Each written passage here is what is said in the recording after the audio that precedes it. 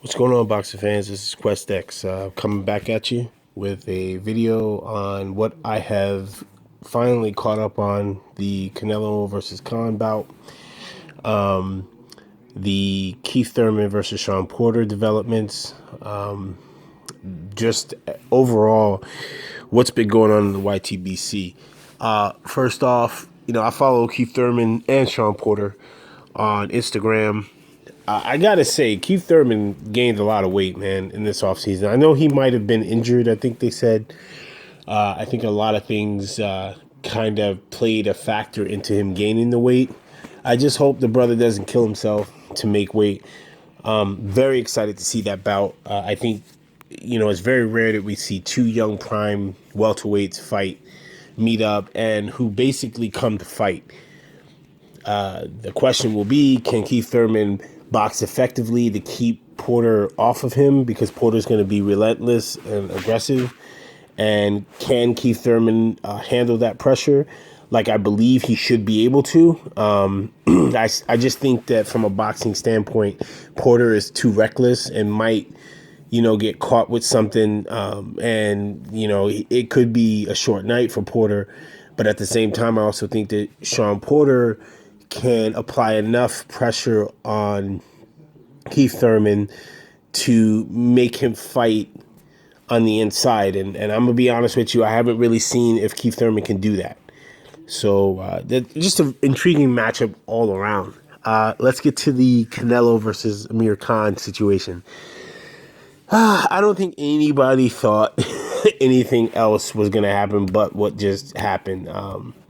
Amir Khan had no damn business in the ring with Canelo Alvarez.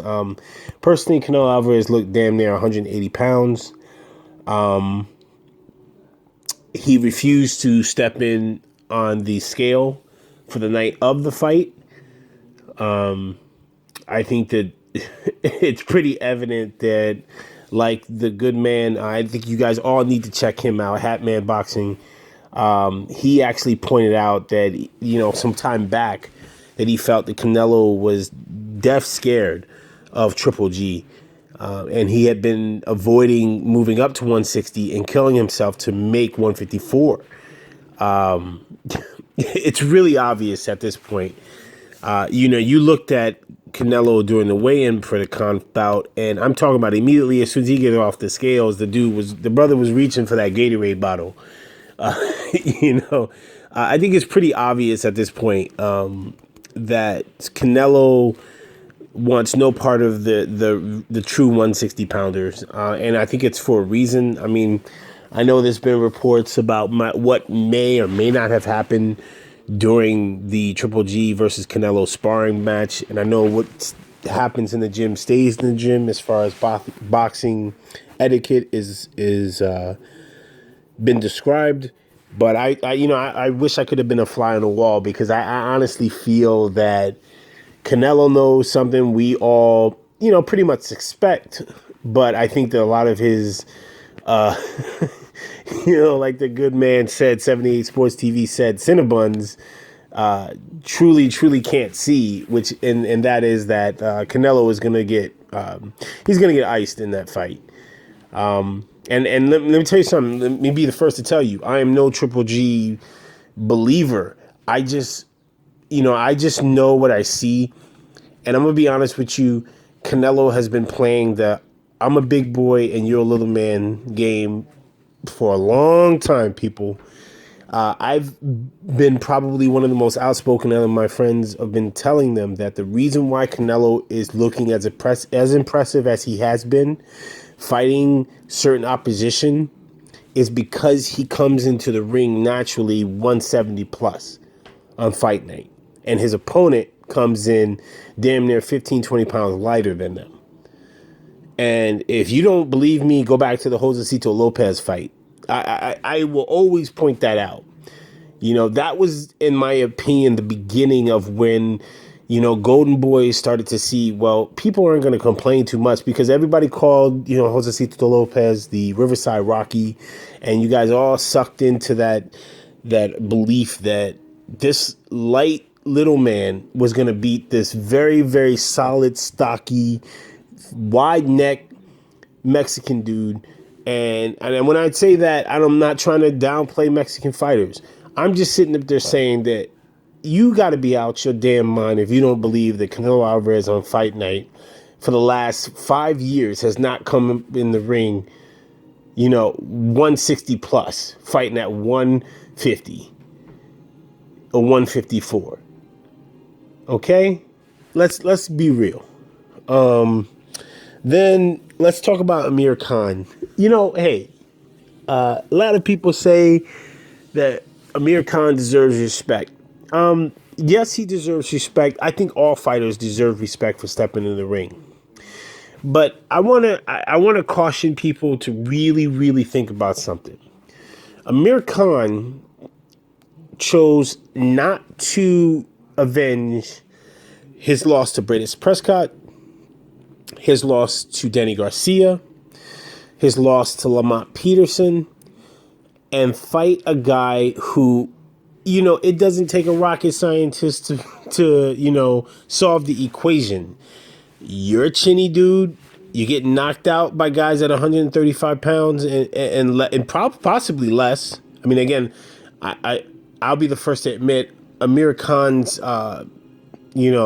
career didn't hit my radar until he fought Bradis Prescott. But and anybody in the comment section, if you want to educate me on it, I mean, if he was running through dudes at lighter weights or when he was first in the game, please let me know. But there was no way in hell I was going to believe that you were going to be the guy who damn near, like I said again, walks into the ring weighing almost as much as me, 175, 180. Depending on how hard I hit the gym during the week. Let's be realistically speaking here. Amir Khan, where do you go from here?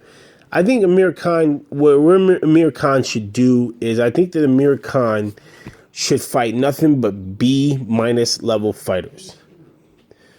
Anybody on a solid B fighter who has a decent chin, who has decent pop, and decent ring IQ is going to beat Amir Khan. I hate to say it, and I'm not trying to hate on Amir Khan, but Amir Khan's time is over. I think Amir Khan's time ended once he, got on the gravy train of Manny Pacquiao and started trying to adopt Manny Pacquiao's style and, throw a reckless amount of punches and throw his hands up. And when he got hit with a sharp body shot or to the face, thinking he was harder than he really was, I think that was the decline of Amir Khan. If you ask me personally, I've always felt that Amir Khan was nothing more than a solid B fighter, if that solid. Okay, because the blueprint has always been laid out. Bradis Prescott left it out. You punch with Amir Khan, you will fucking win the fight. Because Amir Khan does not have a chin. He does not have defense. He has horrible footwork. And at the end of the day, you can be the baddest fighter on the planet. But if your chin cannot hold up, you will fold up. So yeah, I mean, that's all I got to say about these fights. Again, like I said, I think that Amir Khan needs to fight seriously B- fighters. He should stick to fighting the Rod Salkas of the world.